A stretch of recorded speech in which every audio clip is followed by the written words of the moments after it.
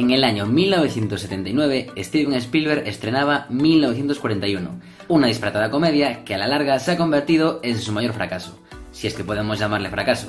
Así que hoy vamos a hablar de 1941, la película menos Spielberg de Steven Spielberg. Hola a todos y a todas y bienvenidos a Aviones de Papel TV.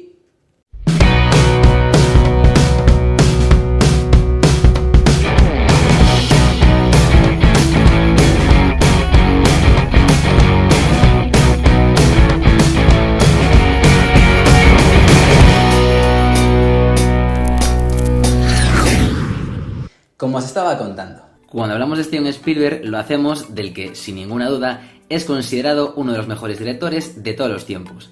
Su cine ha creado magia para decenas de generaciones, entregando películas tan emblemáticas como Tiburón o Indiana Jones, que son iconos de la cultura popular, y otras como El color púrpura o La lista de Schindler, por decir dos de tantas, que son simplemente obras de arte. Pero incluso entre los mejores, siempre hay una pequeña mota de polvo o una nota disonante en una perfecta melodía, y para muchos, 1941 lo es la carrera de Steven Spielberg.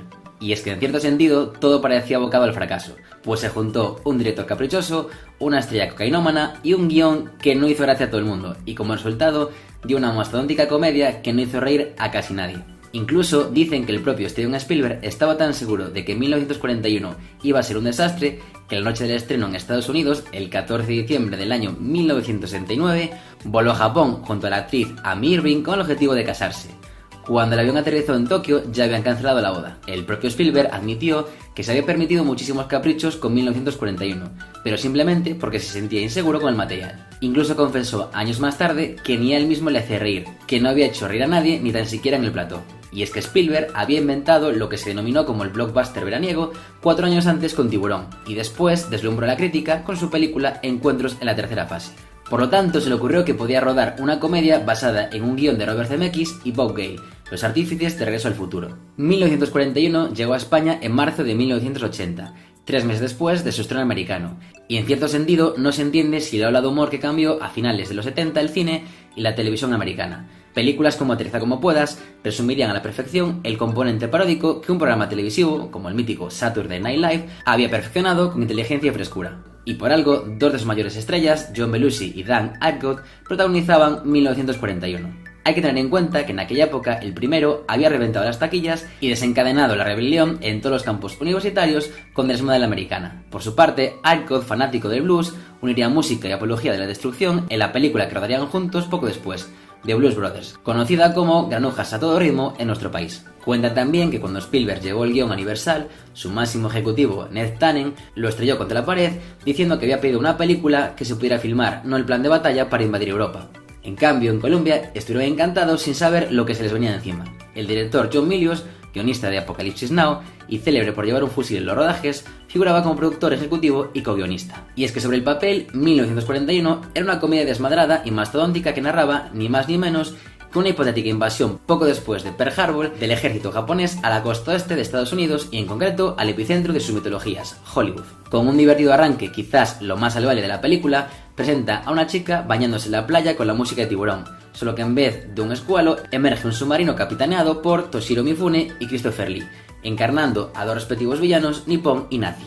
El presupuesto de la película se disparó hasta los 32 millones de dólares, que de las 14 semanas de rodaje previstas pasó a 6 meses.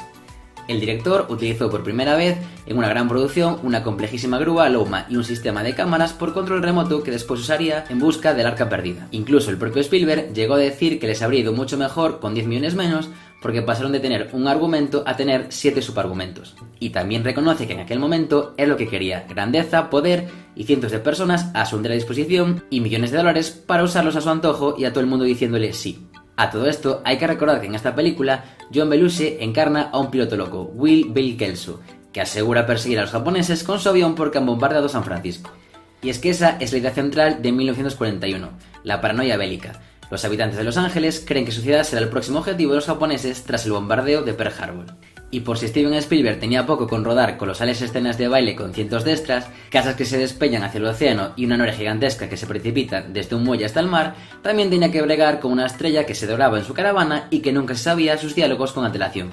En la biografía de Belushi, escrita por Bob Woodward, se cuenta que al menos 25 personas en el rodaje de 1941 habían consumido cocaína, incluso que a veces el actor derramaba un gramo sobre su mano y lo snifaba de una sola toma.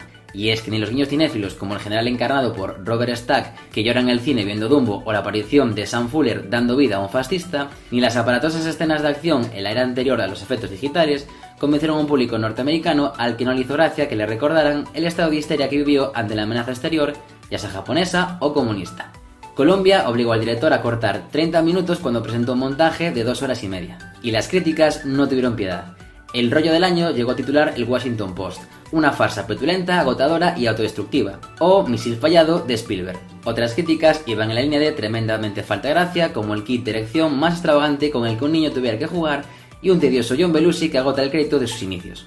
Incluso el New Yorker lo compararon como a tener la cabeza atrapada en una máquina de pinball durante 2 horas. Pero en contra de la creencia popular, 1941 no fue un fracaso de taquilla, pues recaudó $100 millones en todo el mundo.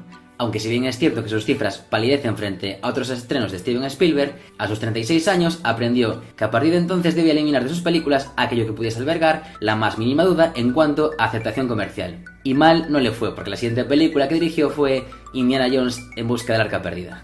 Pese a los problemas de su guión y otros efectos estructurales, 1941 cuenta con una espléndida banda sonora de John Williams y una magnífica fotografía de William A. Fraker, lo cual es sin ningún tipo de duda lo mejor de la película. Y como suele pasar con este tipo de películas, los críticos y los aficionados al cine consideran que 1941, a pesar de ser seguramente el mayor desastre de la carrera de Steven Spielberg, también ha pasado a ser una película de culto. Y a estas alturas no seremos nosotros quien diga lo contrario, porque para lo bueno y para lo malo sigue siendo una película de uno de los mejores directores de la historia del cine como Steven Spielberg.